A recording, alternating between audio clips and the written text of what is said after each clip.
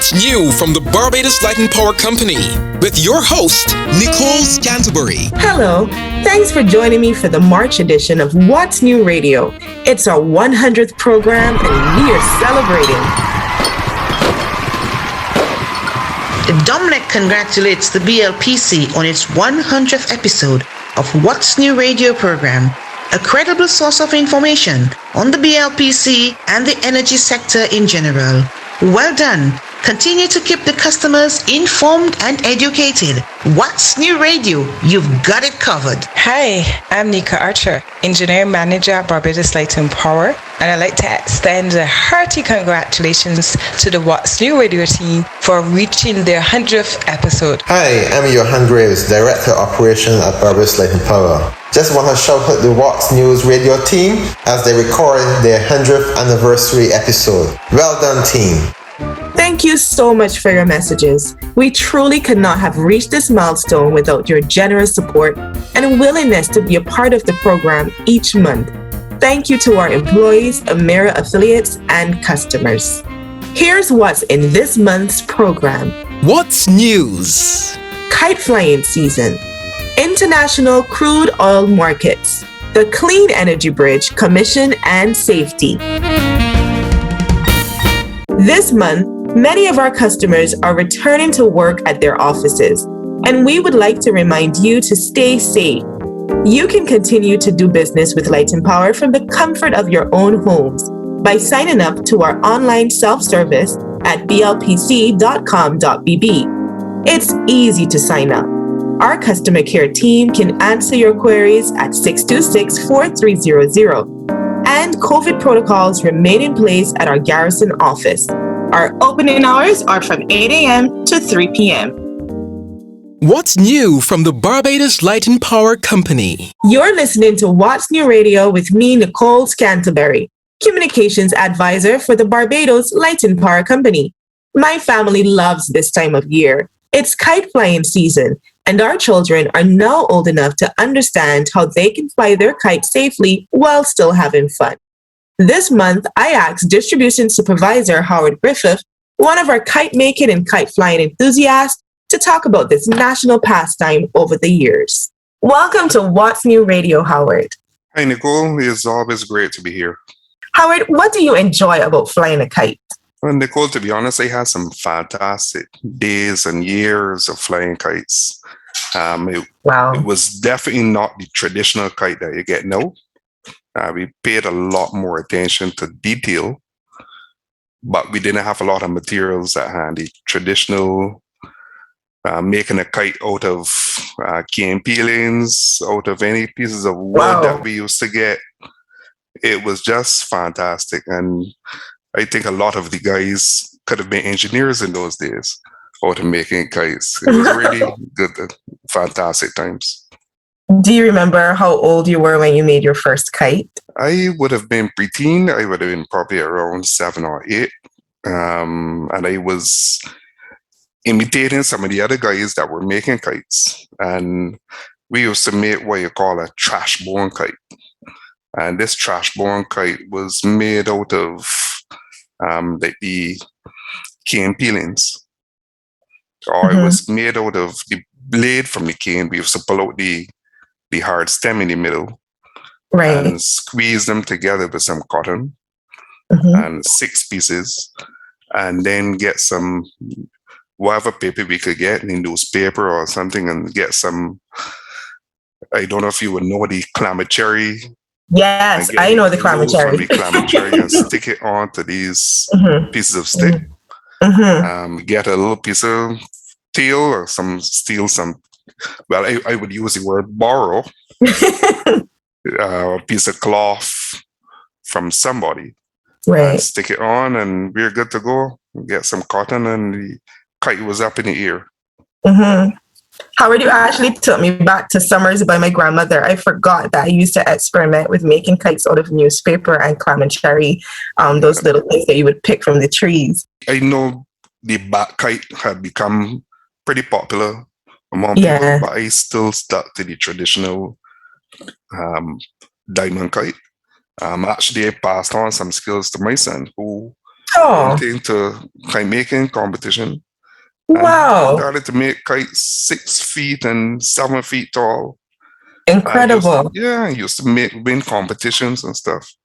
Mhm. So it's really exciting to see the youngsters flying handmade kites, Mhm. as opposed to buying the kite in a plastic bag and putting up these bat kites. I don't think there's really much skill in those kind of kites. Okay, I gotcha. Howard, you just mentioned your son and all the amazing things that he's done as it relates to kite making and kite flying. Can you share any safety tips that you would have passed on to him when he was younger, as he grew up through the years flying kites? Well, actually, he is 20 years old and he still Oh, flies kites. So, that is interesting too. But yes, where he flies kites now, they have power lines there. And we always have this conversation. Shamari, please, please, please keep the kites from around the power lines. Don't let out enough cord where the kites will get entangled in the power lines. So he pretty much understands the importance of the kites being far away from the power lines. Thank you so much, Howard, for sharing your story on What's New Radio. You know you've worked with us in the past on so many different kite flying safety campaigns, so I really do appreciate you joining us for this episode. I'm sure both children and adults are already anticipating good wins and a fun kite flying season during the Easter holidays. Please remember to follow the social distancing protocols and fly your kites safely.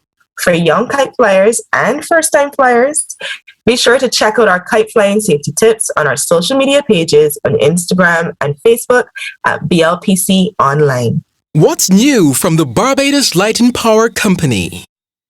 Incoming mail.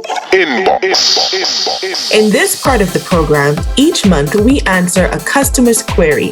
The question is, how does the current high international oil price impact on the price of electricity and our electricity bills? The short answer to the question is yes, the current high international oil prices will impact your electricity bill.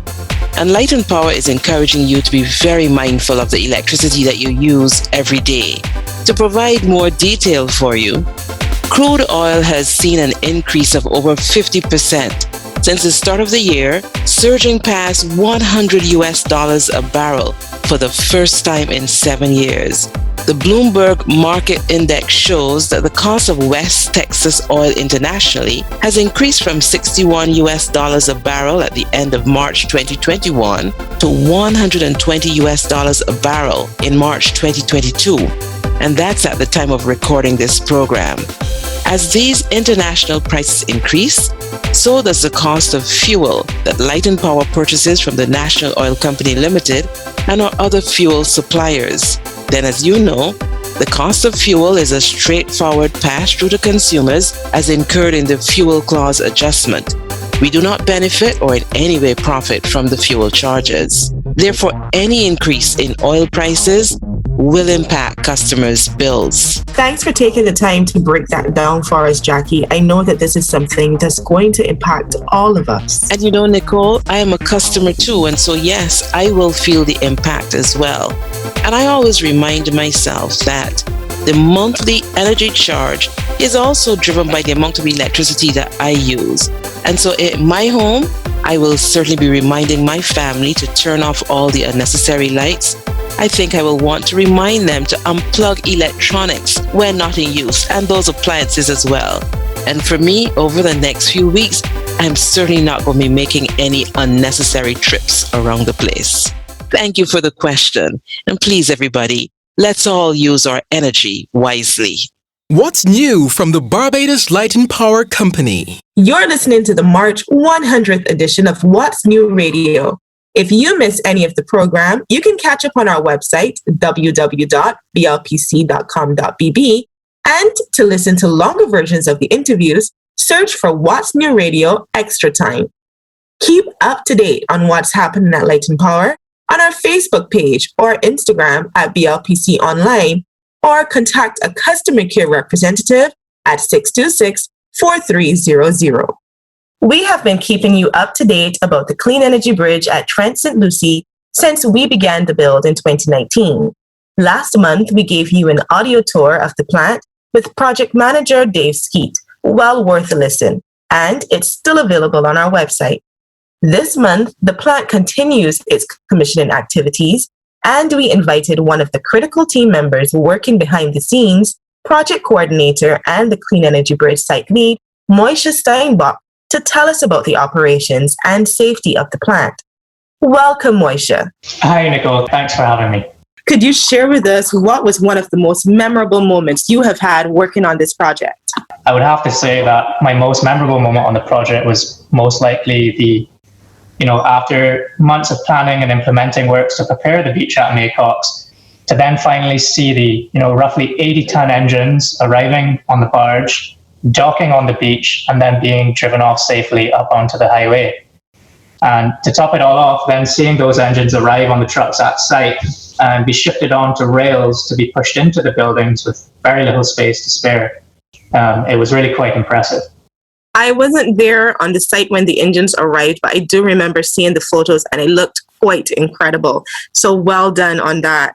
You must be pleased that the commissioning is nearing completion. What are some of the tests that have taken place up to date, and what more tests need to be done?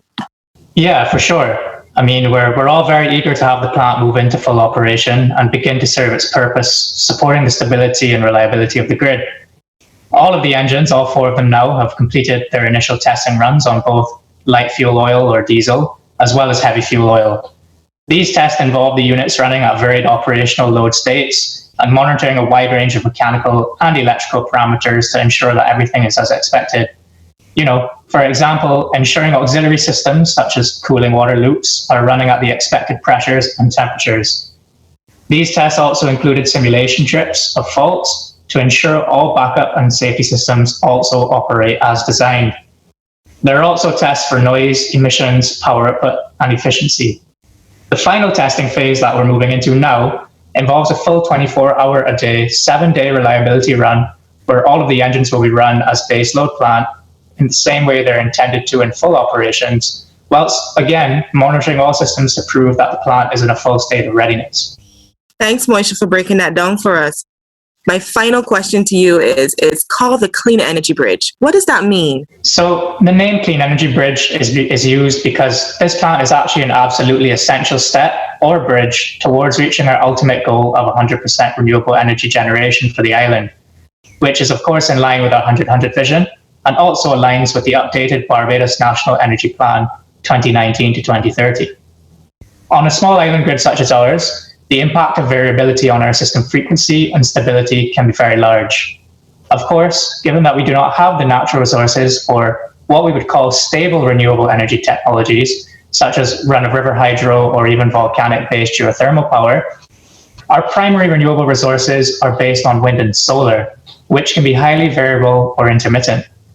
This would pose a large risk at very high penetration levels on the grid, if the right steps are not taken to reinforce its stability, for example, through ancillary systems such as storage technologies.